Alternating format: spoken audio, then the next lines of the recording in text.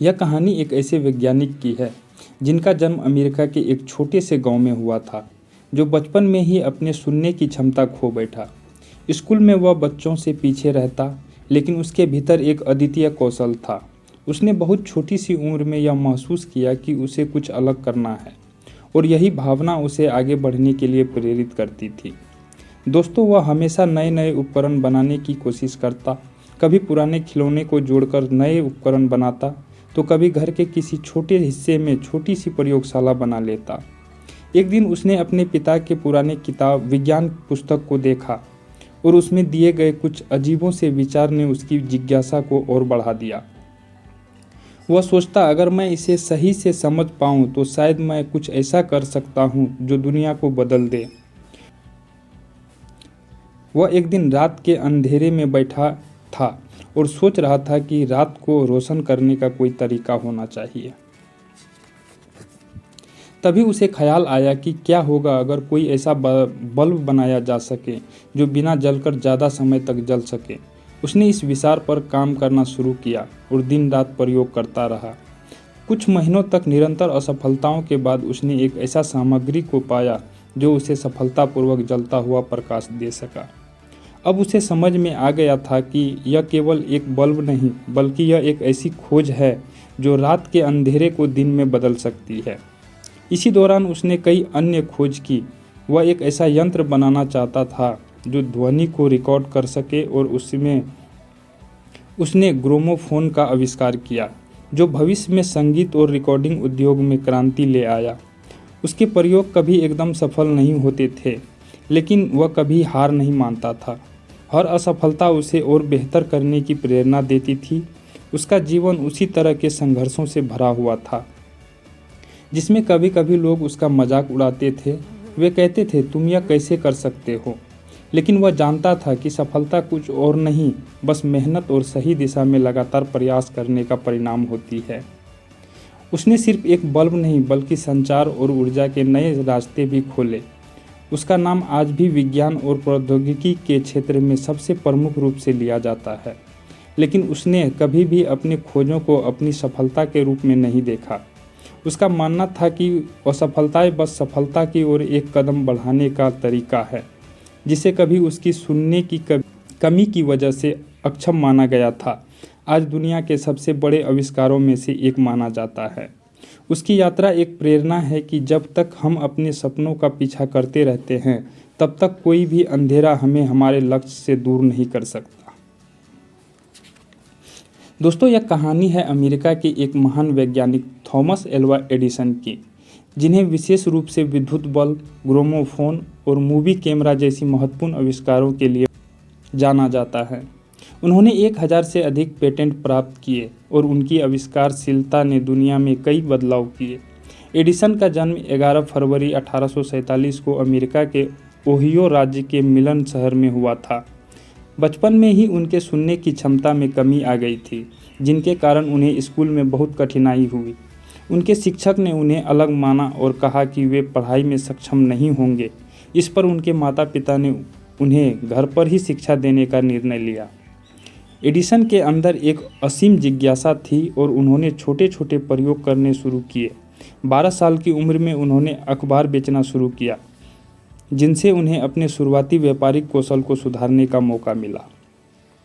इसके बाद वे telegraph operator बने और फिर इलेक्ट्रिक इंजीनियरिंग में रुचि लेने लगे। उनकी पहली बड़ी सफलता 1869 में हुई, जब उन्होंने एक इलेक्ट्रिक अभियांत्रिक उपकरण का पेटेंट कराया। 1877 में उन्होंने ग्रामोफोन का आविष्कार किया, जो रिकॉर्डेड ध्वनि को पुनः उत्पन्न करने का पहला व्यावसायिक तरीका था। इसके बाद उन्होंने 1879 में व्यावसायिक रूप से उपयोग किए जाने वाले इलेक्ट्रिक बल्ब का आविष्कार किया, जो विद्युत ऊर्जा का प्रयोग करके लंबे समय तक जल सकता था। एडिसन का सबसे बड़ा योगदान विद्युत प्रकाश व्यवस्था को आम जनता तक पहुंचाना था। उन्होंने एक पूरी विद्युत वितरण प्रणाली का डिजाइन किया और 1882 में न्यूयॉर्क सिटी में पहली बार विद्युत प्रकाश व्यवस्था स्थापित की। विद्युत बल्ब का आविष्कार। विद्युत बल्ब का आविष्कार थॉमस एल्वा एडिसन ने किया। हालांकि इस तकनीक पर पहले से कुछ प्रयोग हो चुके थे, लेकिन एडिसन ने एक व्यावसायिक रूप से उपयोगी और लंबे समय तक जलने वाला बल्ब विकसित किया। उन्होंने कार्बन फिलामेंट का उपयोग किया जो 1200 घंटे तक जल सकता था, और इसके बाद उन्होंने बिजली की वितरण प्रणाली को भी विकसित किया जिससे विद्युत बल्ब को बड़े पैमाने पर इस्तेमाल में लाया जा सका। इस आविष्कार ने रात के समय रोशन के लिए नई दिशा की और दुनिया में प्रकाश व्यवस्था को पूरी तरह से बदल दिया। फोनोग्राफ का आविष्कार। फोनोग्राफ का आविष्कार थॉमस एल्वा एडिसन ने 1877 में किया। यह पहला यंत्र था जो ध्वनि को रिकॉर्ड और पुनः प्रस्तुत कर सकता था। फोनोग्राफ में एक नीडल और सिलेंडर उपयोग किया गया था जिस पर ध्वनि तरंगों को रिकॉर्ड किया जाता था। इस सिलेंडर पर चलती तो वह ध्वनि को फिर से उत्पन्न करता था। यह आविष्कार ध्वनि रिकॉर्डिंग और संगीत उद्योग के लिए क्रांतिकारी साबित हुआ और बाद में इसे विकसित कर विनाइल रिकॉर्ड्स और आधुनिक म्यूजिक प्लेयरों का आधार बना। एडिसन के इस आविष्कार ने संगीत, रेडियो प्रसारण और ध्वनि की नई तकनीकों को दुनिया में नए युग की शुरुआत की। मूवी कैमरा का आविष्कार। मूवी कैमरा का आविष्कार थॉमस एल्वा एडिसन और उनके सहकर्मी विलियम के लेजेंस द्वारा मिलकर किया गया था। उन्होंने 1891 में काइनेटोस्कोप नामक उपकरण का विकास किया जो मूवी कैमरे के रूप में पहली बार दर्शकों को गतिमान चित्र दिखाने में सक्षम था। काइनेटोस्कोप एक प्रकार की फिल्म प्रक्षेपण मशीन थी जिसमें एक छोटी सी फिल्म को चलाकर चलती हुई तस्वीरों को देखा जा सकता था।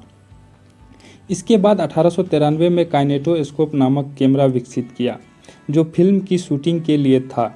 यह कैमरा फिल्म को रील पर रिकॉर्ड करता था और फिल्म की छोटी छोटी फ्रेम्स को एक के बाद एक दिखाने के लिए डिजाइन किया गया था जिससे गति का आभास होता था।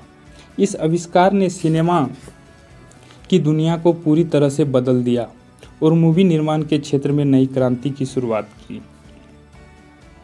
बैटरी का आविष्कार। बैटरी का आविष्कार 1800 ईस्वी में एलेसेंड्रो वोल्टा ने किया था जो एक इतालवी वैज्ञानिक थे। उन्होंने वोल्टिक पाइल नामक पहला रिचार्जेबल बैटरी बनाया जो इलेक्ट्रिक करंट उत्पन्न करने का पहला तरीका था। वोल्टिक पाइल में जस्ते और तांबे की धातुएं अलग अलग परतों में रखी जाती थी और उनके बीच नम कपड़ा या पेपर का परत डाला जाता था। इस उपकरण से लगातार और स्थिर विद्युत धारा उत्पन्न हो सकती थी जो बाद में विद्युत विज्ञापन के क्षेत्र में एक बड़ी क्रांति का कारण बनी। हालांकि थॉमस एल्वा एडिसन ने भी बैटरी के क्षेत्र में महत्वपूर्ण योगदान दिया। उन्होंने 1901 में एक नई तरह की स्टोर करने योग्य बैटरी की आविष्कार किया जो ज़्यादा प्रभावी और लंबे समय तक काम करने वाली थी। उनकी यह बैटरी विशेष रूप से इलेक्ट्रिक वाहनों और अन्य उपकरणों के लिए उपयोगी साबित हुआ। एडिसन के प्रयासों ने बैटरी प्रौद्योगिकी को और भी विकसित कर दिया और यह आज के बैटरी सिस्टम के आधार के रूप में कार्य करता है। टेलीग्राफ का आविष्कार। टेलीग्राफ का आविष्कार सैमुअल ने 1837 में किया था। मोर्स ने इस उपकरण को विकसित किया था जो लंबी दूरी पर संदेश भेजने वाला इलेक्ट्रिक तरीका था। इसके द्वारा संदेशों को विद्युत संकेतन के माध्यम से एक स्थान से दूसरे स्थान तक भेजा जा सकता था जिसने संचार की गति में क्रांतिकारी बदलाव लाया। सैमुअल मोर्स ने टेलीग्राफ के लिए एक कोड विकसित किया जिसे मार्स कोड कहा जाता है। यह कोड संख्याओं और अक्षरों को बिंदु और रेखाओं के रूप में प्रस्तुत करता था जिन्हें टेलीग्राफ संदेशों में भेजा जाता था। टेलीग्राफ का आविष्कार संचार के क्षेत्रों में एक महत्वपूर्ण मील का पत्थर साबित हुआ और इसने दूर संचार की नई दिशा खोल दी। एडिसन ने बाद में टेलीग्राफ के उपयोग में कुछ सुधार किए लेकिन इसका मूल आविष्कार मोर्स का था। थॉमस एल्वा एडिसन ने टेलीग्राफ के उपयोग में कुछ महत्वपूर्ण सुधार किए जो इसकी क्षमता और कार्य प्रणाली को बेहतर बनाने के लिए थे। एडिसन ने निम्नलिखित सुधार किए। Duplex telegraphy. एडिसन ने डुप्लेक्स टेलीग्राफी का विकास किया जो एक ही तार पर दो संदेश भेजने की क्षमता प्रदान करता था। इससे टेलीग्राफी उद्योग की गति और दक्षता में बहुत सुधार हुआ, क्योंकि अब एक ही समय में दो अलग अलग संदेश एक ही लाइन पर भेजे जा सकते थे।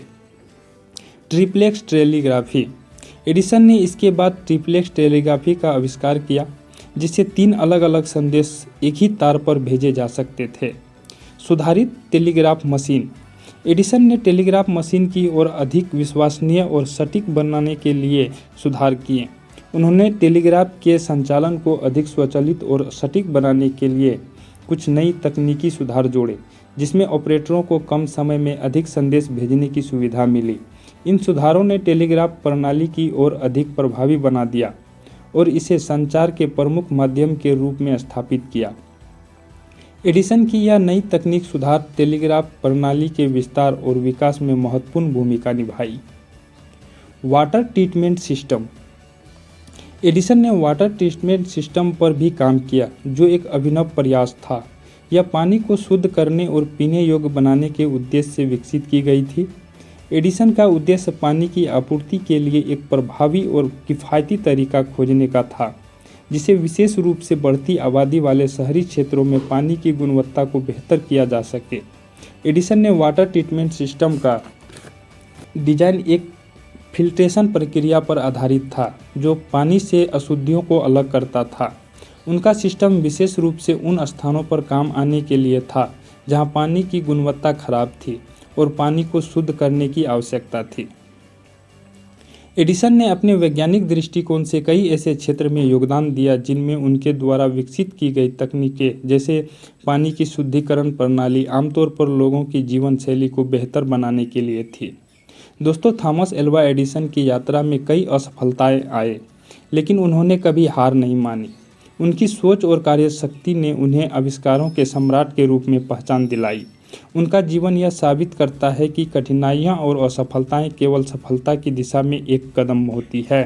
दोस्तों, अगर वीडियो से कुछ सीखने को मिला हो तो एक लाइक ज़रूर करें और इस वीडियो तरह के और भी वीडियो देखने के लिए हमारे इस चैनल को सब्सक्राइब कर लें, ताकि आने वाले वीडियो का नोटिफिकेशन आपको मिलता रहे। धन्यवाद।